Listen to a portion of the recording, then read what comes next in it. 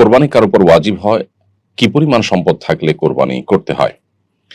এর উত্তর হলো, ফুকাহে আহনাফের মতে কোরবানির ঈদের দিন এবং কোরবানির ঈদের পরে আরো 2 দিন, এই 3 দিনের মধ্যে কারো কাছে যদি এই পরিমাণ সম্পদ থাকে, যে সম্পদ দিয়ে তিনি 52.5 তোলা রূপা কিনতে পারেন, তাহলে তার উপরে কোরবানি ওয়াজিব হয় এবং এই পরিমাণ সম্পদ থাকলে তাকে কোরবানি করতে হয়। 52.5 তোলা রূপা কেনার মতো যে অর্থ, সেটা ঠিক কত টাকা? আমরা বর্তমান বাজার দর যদি হিসেব করি, এক্সাক্ট বাজার দর হিসেব করা কঠিন। একেক সময় রূপার দাম একেক রকম হয়, তুলনামূলক স্বর্ণের মতো এত বেশি ওঠানামা না করলেও কম বেশি হতে থাকে।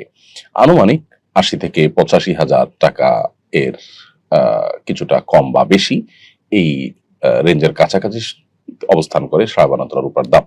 তো এই পরিমাণ নগদ অর্থ যদি কারোর থাকে কারোর কাছে এই কোরবানির দিনগুলোতে, অথবা এমন জিনিসপত্র, অলংকার, বসতবাড়ি কিংবা বসতবাড়ির বাইরে অতিরিক্ত জমি জমা, যেগুলো উপরে তার বসবাস, ভরণ পোষণ নির্ভরশীল না, এরকম অতিরিক্ত সহায় সম্পদ যদি থাকে, ব্যবসার মালামাল যদি থাকে, নগদ অর্থ যদি থাকে, তাহলে তার উপরে কোরবানি আবশ্যক হয়।